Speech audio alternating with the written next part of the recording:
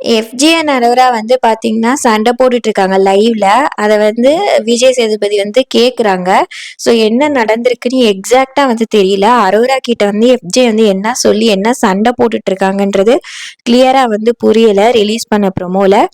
எனக்கு என்ன புரிஞ்சது அப்படின்னா, ஃபர்ஸ்ட் வந்து எஃப்ஜே வந்து கோர்ட்ல வந்துட்டு கோர்ட் கேஸ் அப்ப வந்துட்டு எந்த ஒரு இன்ஃபர்மேஷனையும் ஷேர் பண்ணக்கூடாதுன்னு சொல்லிட்டு விக்ரம் கூட வந்து சேர்ந்துக்கிட்டு ஐ பிளேட் கில்ட்டி அப்படின்னு சொல்லிட்டு அந்த கேஸ் அப்படியே வந்து முடிச்சிருப்பாரு. ஸோ ஆதிரையும் வந்து பாத்தீங்கன்னா கேஸ் வந்து கொடுத்ததுக்கு ரீசன் என்னன்னா மக்களுக்கு வந்து தெரிஞ்சுக்கணும் ஆதிரை மேல தப்பு இல்ல, எஃப்ஜே வந்து இடம் கொடுத்தனாலதான் நான் வந்து இது பண்ணேன் அப்படின்றத ஆதிரை சொல்றதுக்காக இந்த கேஸ் வந்து போட்டிருப்பாங்க.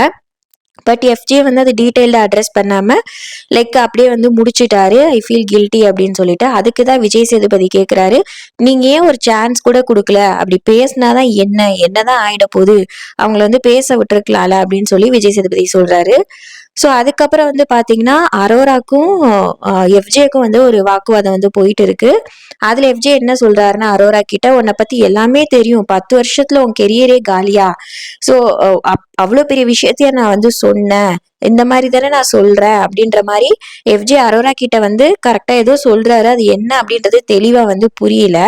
உடனே அரோரா அதுக்கு, நான் எங்கடா சண்டை போட்டேன், நீ தானடா வந்து என்கிட்ட சண்டை போட்டுட்டு இருக்க அந்த மாதிரி சொல்றாங்க. ஸோ ஃப்ரெண்ட்லியா வந்துட்டு பாத்தீங்கன்னா அரோரா எஃப்ஜேவும் ஆதிரையும் சண்டை போடுற மாதிரி இருக்கு. பட் என்ன ஆதிரையோட கேஸ் வந்து போகல, அதுக்கு அரோரா வந்து ஏதாவது சொல்லியிருப்பாங்க அப்படின்றது நினைக்கிறேன், விஜய் சேதுபதி கிட்ட சொல்லணும் அப்படின்ட்டு. ஏன்னா விஜய் சேதுபதி வந்து எஃப்ஜே கிட்ட வந்து சொல்றாங்க, அரோரா வந்து என்கிட்ட என்ன பேசணும் பேசக்கூடாதுன்னு நீங்க வந்து முடிவு பண்ணக்கூடாது, ஸோ உங்களுக்கு நான் எவ்வளவு நல்லது சொன்னா நல்லது புரியவே மாட்டேங்குது அப்படின்றத சொல்றாங்க. லைவ்ல பார்க்கலாம்.